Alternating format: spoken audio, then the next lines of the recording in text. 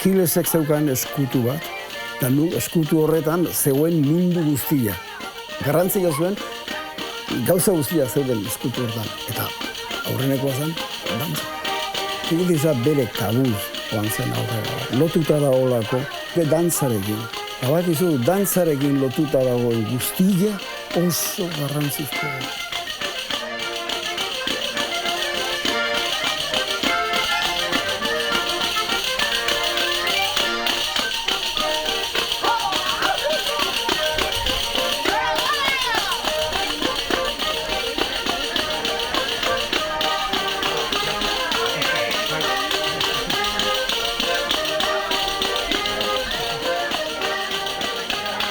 La triquitisa originaria era una copla que se hacía acompañar con un pandero. Y ese pandero, ¿cómo suena? Triqui, triqui, triqui, triqui, triqui, triqui, triqui, triqui, triqui. Y ahí de ese triqui, triqui nació la triquitisa. Euskal Herrin lehenengo trikitilariak emakume diela. Beraiek itu zuten bakarrik romería, panderoa jo eta koplak abestu. Las primeras imágenes de pandereteras aparecen en unas esculturas asirias de 3000 años antes de Cristo. Lehenengo bertsolariak esaten da emakumeak zirela, ez da, 15. mendean. Al cantar las pandereteras improvisaban. O habían escuchado coplas y las repetían, pero sobre todo improvisaban. Y eran mujeres. Y estamos hablando de muchos siglos atrás. Y entonces improvisaban, pero encima se metían con alguien, de forma que se creaba una especie de expectación en el pueblo para ver contra quién se metían.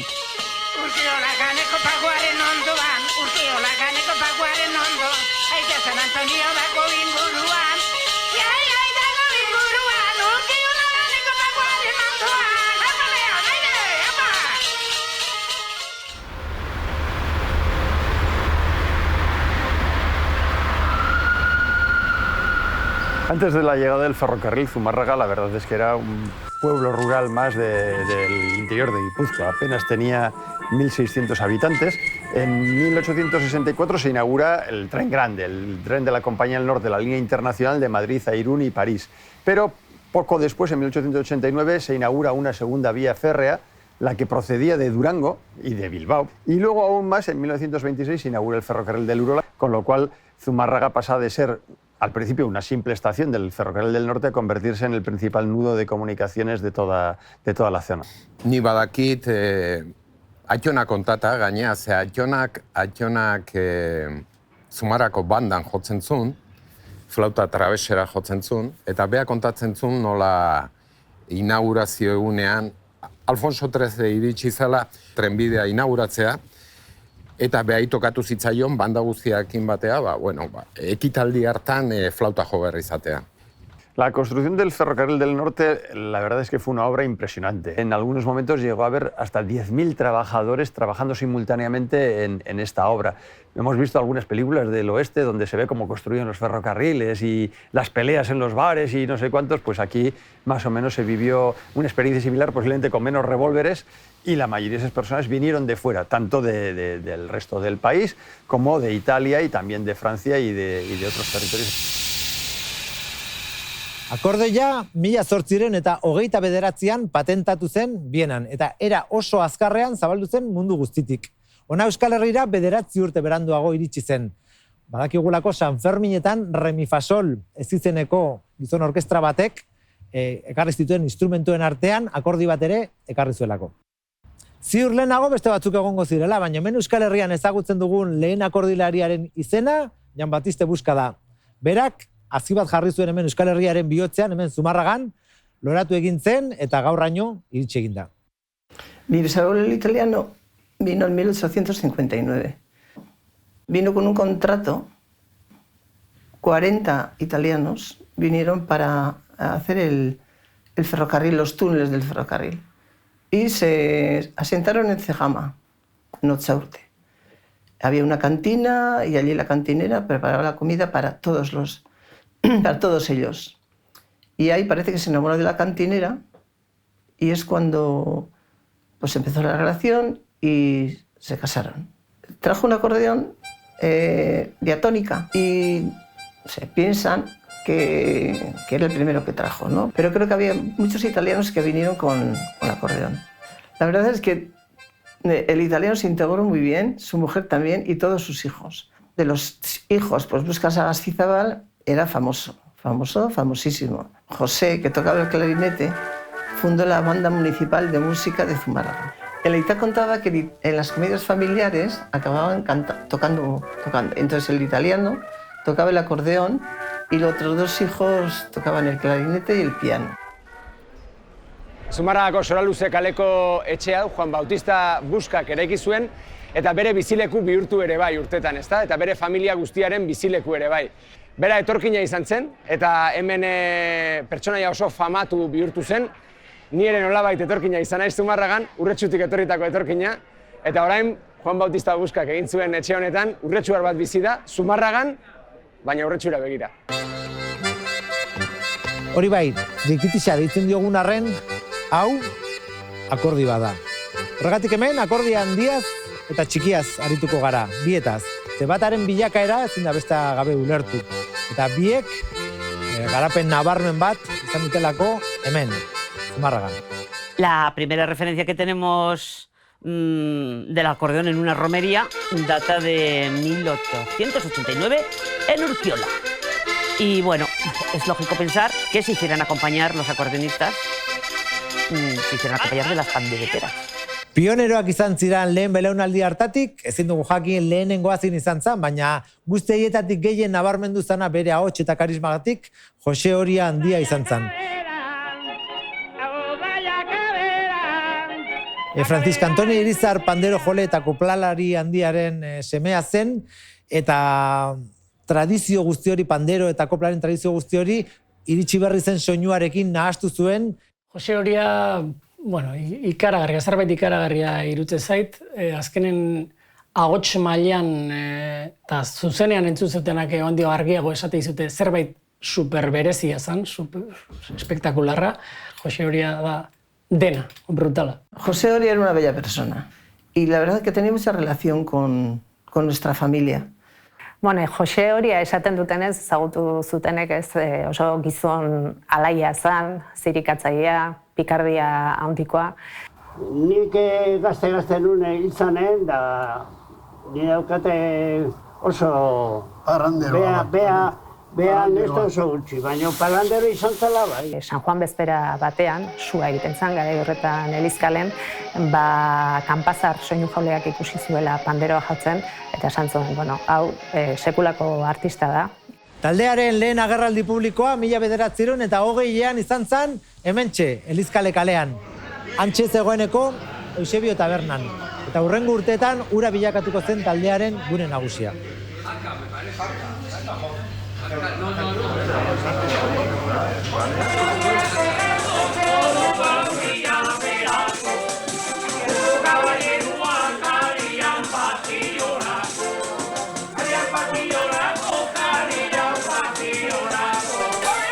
En 1924, pues la Columbia Records estaba grabando folclore, música folclórica de todo el mundo, y sus representantes aquí preguntaron a Secundino Esnaola, que era el director del Orfeón Donostiarra y el que lo llevó a la fama, pues en fin, a ver, que les propusiera algo.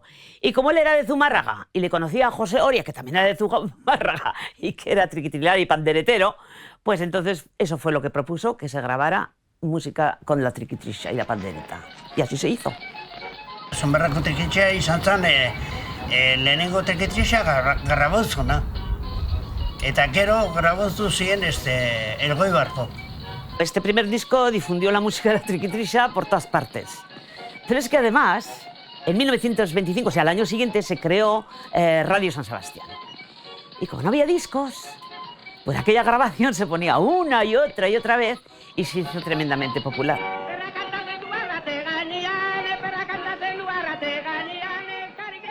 Eta hori dena, hemen Elizkalen zegoeneko Eusebio tabernan gertatu zenekoari esker, izan zen. Ana biltzen ginen du, Eusebio jo eta hauek dantza egiten zuen. Haunek eta presten dizkagote.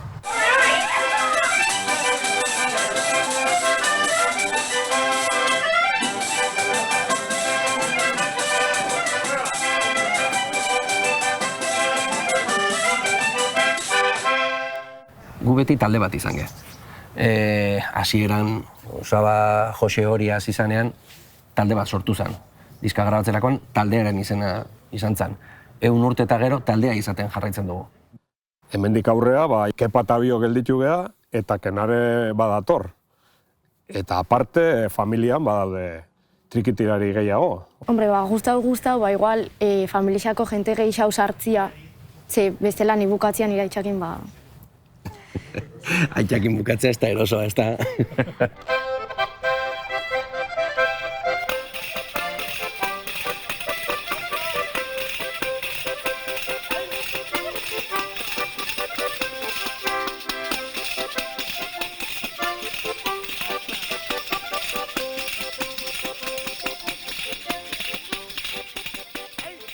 El ferrocarril, desde luego, tuvo también en Zumárraga un papel fundamental para la recepción de inmigrantes que venían de otros territorios españoles. Muchos, de hecho, en realidad iban de paso hacia Europa, pero es que en los andenes de la estación iban los encargados de Irimo, de Patricio Echeverría, de Orbegozo, de otras empresas de la zona, y cuando veían ahí en la ventanilla algún chaval con cara de que iba para Europa, decían, oye, no te querrás quedarte aquí.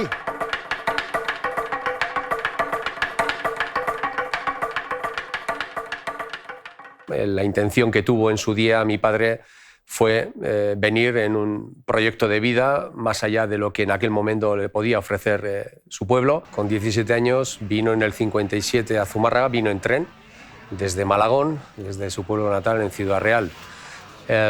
Estuvo trabajando durante 40 años en la empresa Aparicio, en la empresa Irimo. Conoció a mi madre de Kalebarren, de aquí de Zumárraga, euskaldun, y se casaron en 1970. Etxean aitak zuen euskarek jakin, baina ulertzen zuen, guk hamakin beti euskeraz, berakin erderaz, gaztelaniaz. Zumárragan, 20 urtean, 3.000 biztanle izatetik, 12.000 biztanlera pasa ziren.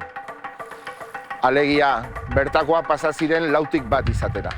Hor etorri ziren gure familiak. Vine desde Palencia en el tren con mi padre y mis 6 hermanos. Yo estuve en Legorburu haciendo los culos de las sillas de mimbre. Nos adaptamos de maravilla. Luego nos tocó en un sitio que nos acogieron muy bien.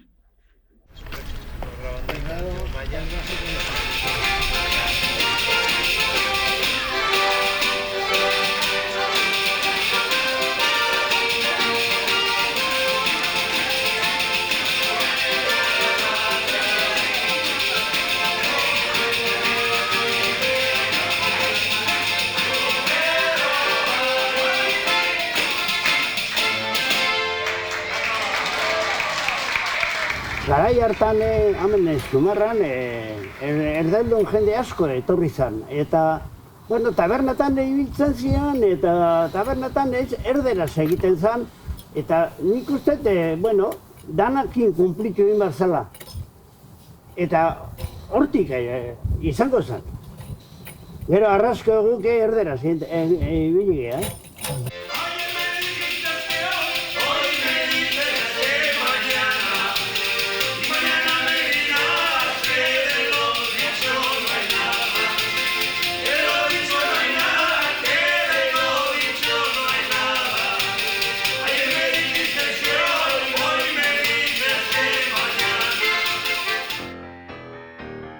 Hogeita margarren hamarkadan akordi handia agertu zen. Aukera askoz gehiago eskaintzen zituenez, soinu txikia ia erabat ordezkatu zuen.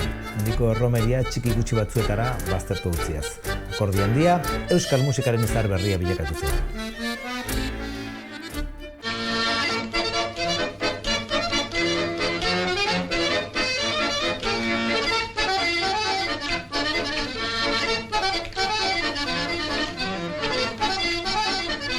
Todo lo que fuera baile, fiesta, bueno, pues estaba perseguido, o sea, estaba rechazado por la Iglesia.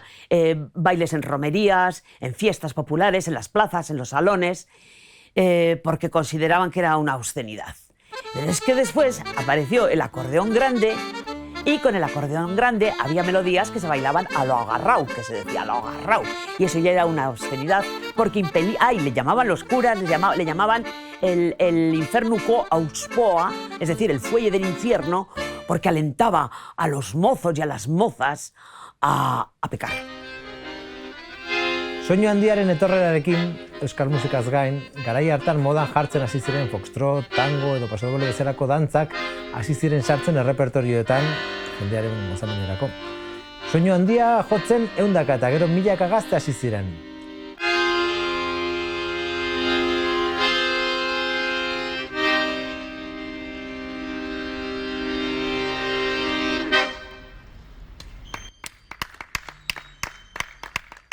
Soinu handiarekin, gero eta pieza zailagoak jotzen hasi ziren. Ausartenak, musika klasikoa jorratzen ere hasi zirelarik. Eta hontan ere, Zumarraga erreferentzia bihurtzen da. Un pionero del instrumento fue Jesús Bastida, Jesús González Bastida. Venía gente de toda Euskal Herria a aprender a tocar el instrumento, el acordeón con él. La gente me decía, me tocaba muy bien el acordeón, qué bien tocas el acordeón, pero joder, tú podías llegar más lejos. Me decían, ¿no? Hay un profesor en Zumárraga que prepara acordeonistas, pero con un nivel extraordinario. Este era el director de la banda municipal, me dio un repaso auténtico. Grabé un disco con folclore vasco, jotas por saldas y demás, y sorprendentemente aquel disco, que se llamó Festival Vasco, produce un efecto milagroso. Un éxito increíble, pero a nivel de toda Euskal Herria. Consiguió llenar todas las academias de música de toda Euskal Herria con alumnos de acordeón. Bai trikitisa, bai akordeoia hautzarora eramaten nau, jakina. Nik osurte gutxirekin ja hasi nintzelako akordeoia ikasten. Horre zegoen akordeoiaren barruan baitare, nolabait bi eskola. Bata zen, zebait harina, zebait bakarrik festetarako. Eta ordea gero zegoen ekialdetik zetorren tradizioa baita, ez? Serioa, olako arrotasun bat erakusten zuena musikaren bidez, eta duintasunare bai nolabait, baita ere akordioiak ere bai erakusten zuena. Pues yo aprendí a tocar el acordeón con Bastida, luego Javier Ramos aprendió a tocar el acordeón conmigo, y Gorka Hermoso pues aprendió a tocar el acordeón con Javier Ramos, mi alumno. Aquí en los años 80 trajimos a Zumárraga a acordeonistas de renombre internacional en aquel momento. Javier Ramos eta Euskal Herriko akordio elkarteko jende askoren lanari esker, munduko akordilari honenekin ikasteko aukera izan nuen, iaia etxetik mugitu barri gabe. Jende askoren lanaren ondorio naiz. Nire beraunaldikook, ordurarte soinu jolek izan ez zuten hezkuntza bat izan genuen, eta horri esker ordurarte instrumentuarentzako puska ezinak ziruditen arresi asko puskatu egin genituen. Horien artean, estatu mailan orkestra sinfoniko batekin solista bezala jo zuen lehen soinu jola izan nintzen, Radio Televisión Espainolako orkestrakoarekin, eta ordundik beste 1000 saltzetan ere ibili naiz.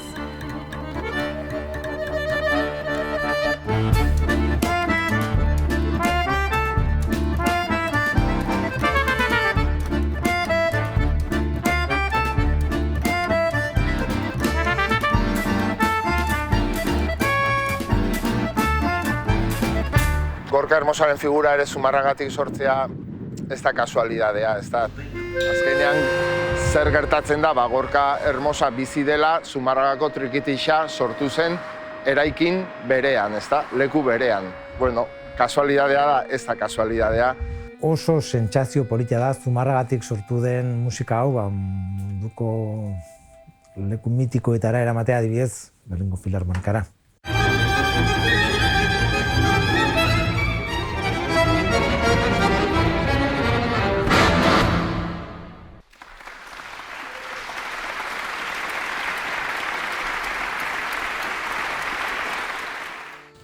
Egiten dizkiaten elkarrezketa gehienetan galdetzen diate ea zergatik jotzen duen akordeia, zerbait arraroa balitz bezala edo. Eta oso zaila egiten zait esplikatzea, jaio nintzen lekuan jaiota, naturalena hori zela. Esan daiteke Zumarraga dela Trikitixa sortu zeneko herria? Ba ez da estakeri bat. Edo behintzat ez dago beste herririk Zumarragak baino garrantzi handiagoa duena Trikitixaren sorreran.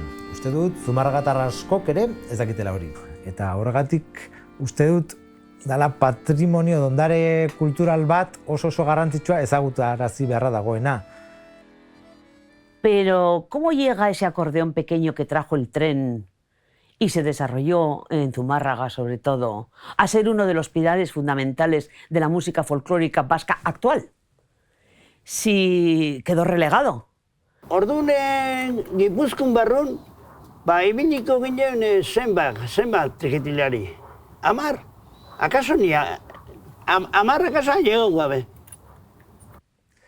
Zebiltzan gutxi hoien artean, handienak, Elgeta eta Gerosiago Laja, biek Zumarragarekin lotura handia izan zuten. Eta 18 urte egin genituen elkarrekin. Maixo handi bazan eta persona hobea.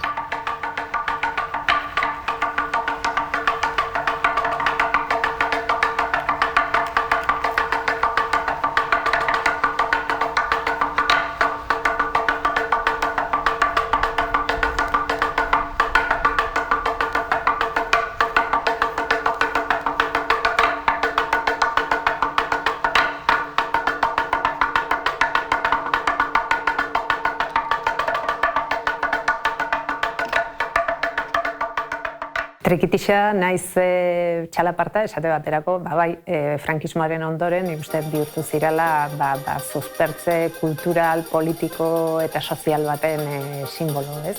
Soinu handiaren irakaskuntza, musika klasikoan onartua izateko helburura guztiz enfokatuta zegoela, kontserbatorietan onartua izatera iritsi zen, bai, baina herri musika jorratzeari utzi zion eta honekin herri musikan ia ahaztua izatera pasa zen. Trikitixa bihurtu zen euskal musikaren izar berria. Eta euskalduntasunaren simbolo bat bihurtu zen, paradogikoki, kanpotik etorritako instrumento bat izanik, ezta? Oso adibide polita da, nola bertakotu daitezken kanpotik gehitu edo inkorporatu zaizkigun elementoak. Eta erreferentenen artean, gu ikasten da hasi gineanen, Laja eta Martin epelde zeuden hor goigoian, eta goigoian txapelketak eragiten zuten, eragin horregatik, ez? Baina aldi berehala etorri zidan Kepa eta Tapia, eta hori izan zen eklosio bat, eta Kapia, zan beste mundu bat. Nik ustea, Tapiarena eta Junkererena bi kasu desberdin diala, eta Tapia zuzenean dator tradiziotik, esan nahi dut, Trikitixa zaharretik, etxian zeukalako. Eta Junkera berriz, segura asko da Bilboko produktu bat. Belaunaldi berri bat, oso belaunaldi virtuosoa, jotzeko modu ezberdin bat ere bai, euskal mundua ere aldatzen ari zen, eta 88an, espero izan zen, halako boom bat izango zela txapelketa hori, eta horregatik belodromora etorri zen. Hemen inork ez zuen espero halako berrikuntzarik.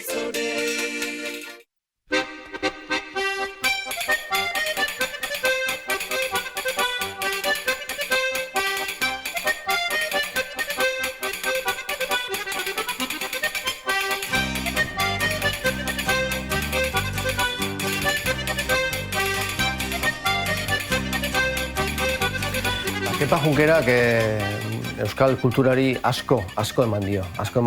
Ez bakarrik Trikitixari, bere konposizioak, bere jotzeko moduak, moldeak apurtu ditulako, eta txalapartarekin, eta euskal kulturaren beste ekosistema guztian oso presente egonda, eta bere bultzada ezinbesteko izan da.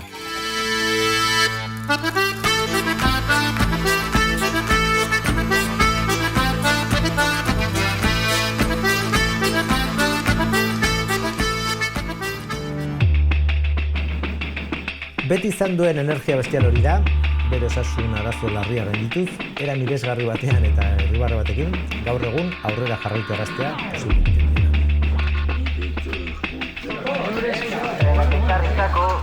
Zeinek esango zirenik, gure ametxen ospo bat, denak ekarritako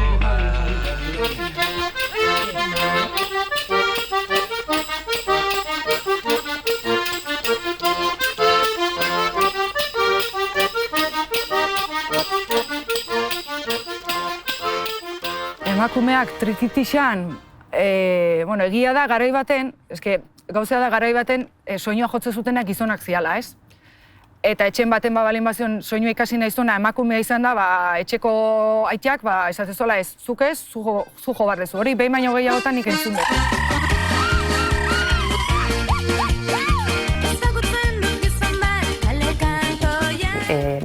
Trikitixan emakumearen presentzia gizartearekin bat datorren gauza bada, ez? Emakumezkoak bazan garaia kalea irabazi dugu lehen. Orduan, hori ikusten duan, etorkizuna oparoa, dudarik gabe, mundu guztia jarraitzen duelako jotzen, zein talde ikusten duzu lagurtikan, ikusten duzu trikitilari bat dagoela mutila, neska, denetatik jendea jotzen, trikitisa baita ere, musika ezberdinarekin.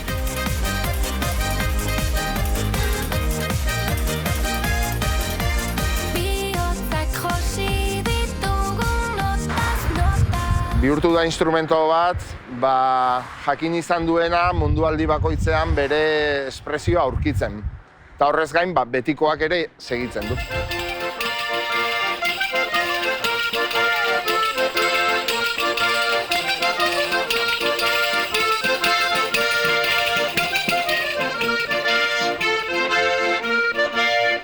Oso importantea da etorkinek inkorporatzen dutena gure relato historikoan sartzea. Oso importantea da. Trikitiak eman digu zerbait ez geneukana. Hori, kanpotik etorri zirenek ekarri zuten. Importantea da hori azpimarratzea. Euskal kulturaren eta euskararen misterio handiena ez da nondik etorri ginen, baizik eta nola lortu dugu oraino iristea. Nik uste erantzuna dela kanpotik etorri den guztia gure ganatzen jakin dugulako, indartsuagoak egin gaitu. Eta horren simbolo ezin hobea da trikitixa, bertakoaren eta kanpokoaren arteko fusio ezin ederrago bat.